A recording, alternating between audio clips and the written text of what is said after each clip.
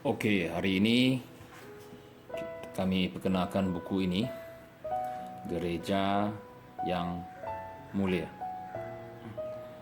Dan terusnya, pandangan Tuhan berkenaan gereja oleh Ditbang Watchmeni. Okey, buku ini tak tebal, tak nipis, lebih kurang 162 muka surat dan juga banyak pengenalan yang disampaikan. Okey, tapi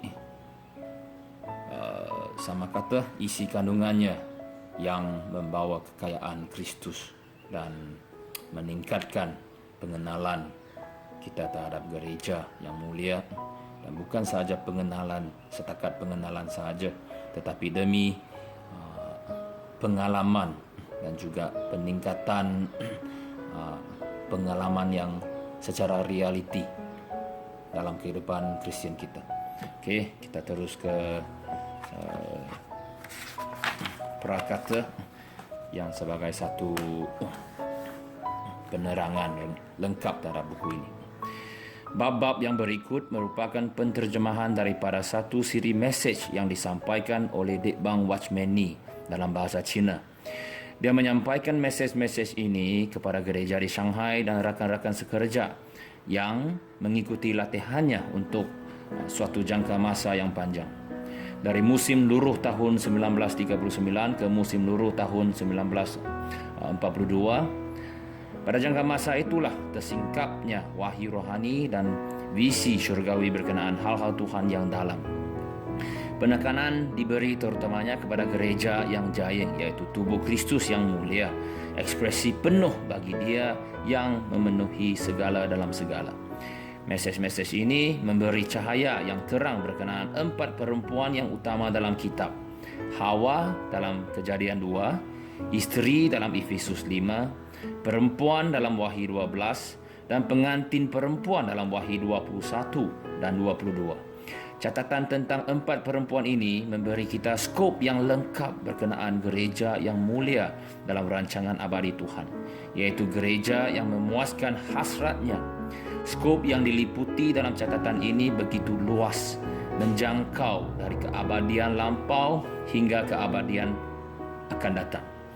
Isi kandungan mesej-mesej ini penuh dengan pewahyuan dan pencahayaan yang mendalam, sehingga perlu dibaca dengan doa yang banyak, beserta kesedar-jelasan dan penghadaman yang menyeluruh dalam roh.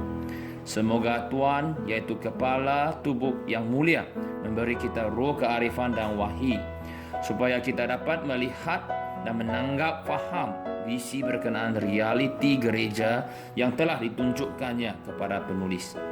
Kami berdoa dan percaya kepada Tuhan bahawa Tuhan Bapa, Tuhan kita Yesus Kristus, yaitu Dia yang berupaya melakukan segala dengan amat melimpah ruah, menjangkaui apa yang kita minta atau fikir, akan mengejar hasilkan apa yang telah diwahyukan dalam mesej-mesej ini, menurut kudrat yang beroperasi dalam kita. Kepadanya diberi kemuliaan dalam gereja dan dalam Kristus Yesus hingga semua generasi buat selama-lamanya. Amen. Dan buku ini mempunyai 5 bab, iaitu saya bacakan ya. Yang bab pertama, rancangan Tuhan dan istirahat Tuhan. Kedua, tamsil bagi Hawa. Ketiga, tubuh Kristus dan pengantin Kristus. Bab keempat, perempuan itu melahirkan seorang anak lelaki. Dan bab yang terakhir, kelima, tentang kota kudus Yerusalem baru. Okey, sekarang saya baca sedikit apa yang saya nikmati selepas saya baca buku ini. Dalam mesej ini, dia katakan, Tuhan bukan sahaja menghendaki satu anak tunggal, bahkan anak yang banyak. Sebagaimana anak itu, begitu juga dengan anak yang banyak. Ayat di sini menunjukkan kepada kita bahawa jika gereja tidak mencapai tahap yang sepadan dengan Kristus, maka Tuhan tidak akan berehat dan kerjanya tidak akan disempurnakan. Bukan sahaja Adam menyerupai Tuhan, bahkan Hawa juga menyerupai Tuhan. Bukan sahaja Kristus mempunyai hayat Tuhan, bahkan gereja juga mempunyai hayat Tuhan. Gereja keluar daripada Kristus. Justru, apakah itu gereja?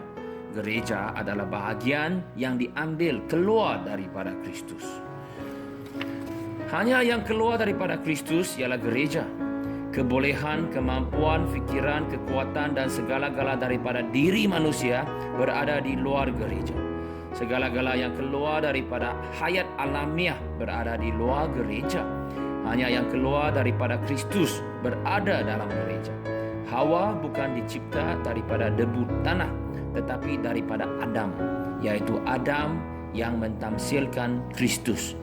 Yang mestika di sini ialah Tuhan mengambil satu tulang rusuk daripada Adam untuk mencipta Hawa. Hanya yang keluar daripada Adam, bukan daripada debu tanah, boleh dipanggil sebagai Hawa. Dan hanya yang keluar daripada Kristus boleh dipanggil sebagai gereja. Segala sesuatu yang bukan keluar daripada Kristus sama sekali tidak berkaitan dengan gereja. Dan di sini dia terus kata, di mata Tuhan, gereja mempunyai dua kedudukan yang berbeza. Dari segi hayat, gereja ialah tubuh Kristus. Dari segi masa hadapan, gereja ialah pengantin Kristus. Dari segi penyatuan gereja dengan Kristus, gereja ialah tubuh Kristus. Dan dari segi keintiman gereja dengan Kristus, gereja ialah pengantin Kristus. Amen. Dan disebabkan masa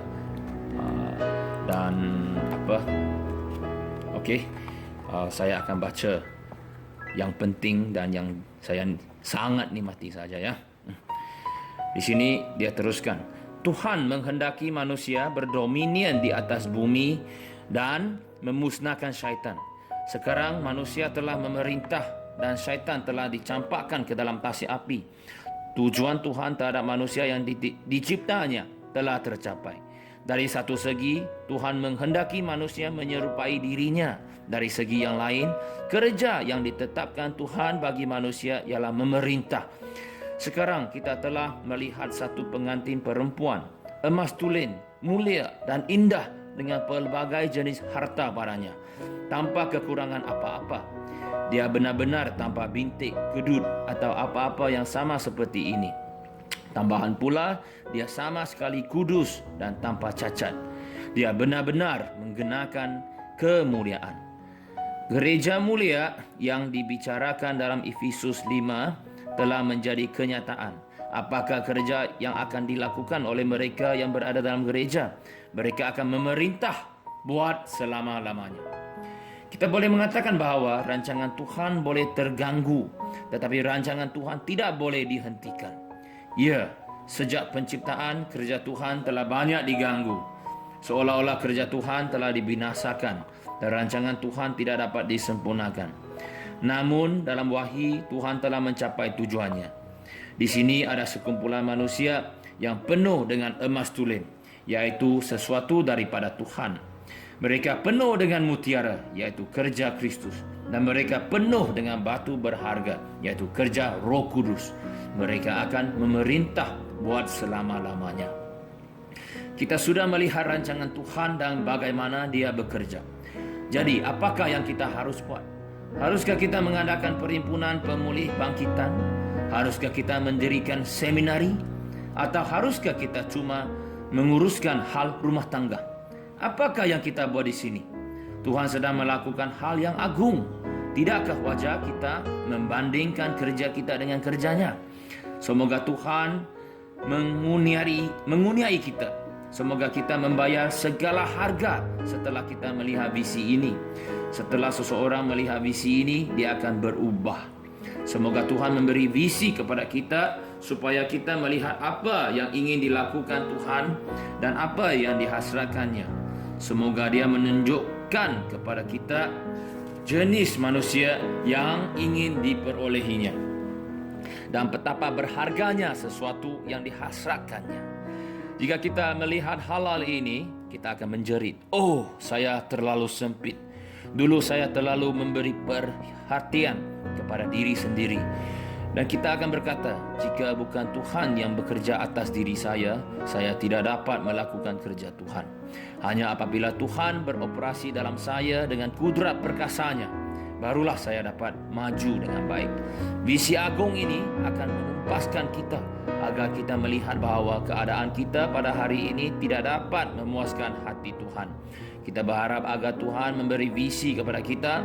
Jika kita telah melihat visi itu, kita akan menyerahkan seluruh diri kita kepadanya, dan setiap bahagian dalam diri kita akan berubah. Pada hari ini, kita berada di antara dua pilihan, sama ada menjadi seorang pejayan atau menjadi seorang yang gagal. Sesungguhnya tidak ada seorang pun daripada kita yang boleh longgar dalam doa. Orang yang mengabaikan doa tidak dapat menjadi pejayan Tuhan.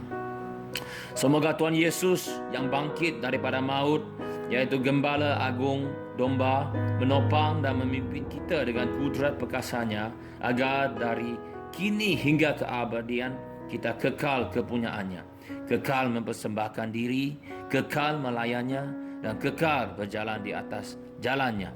Semoga Tuhan mengurniai kita dari kini hingga selama-lamanya. Amin.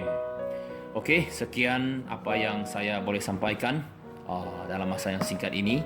Tetapi seperti yang dikenalkan tadi, di mana Deka, ini satu buku yang sangat bagus kalau kita ingin mengenali apa itu gereja yang mulia dalam pandangan Tuhan berkenaan gereja. Dan dengan sabda-sabda ini, dia bukan sahaja membantu kita dalam kehidupan Kristian perseorangan kita, tetapi secara korporat kita boleh menjadi pengantin Kristus, dan kita akan bersiap sedia untuk membawa Kristus balik. Buat masa sekarang kita kena banyak berdoa untuk sabda-sabda yang disampaikan dalam buku ini. Puji Tuhan. Sampai di sini saja untuk hari ini. Kita akan perkenalkan buku-buku yang baru dalam masa yang akan datang. Puji Tuhan. Amin.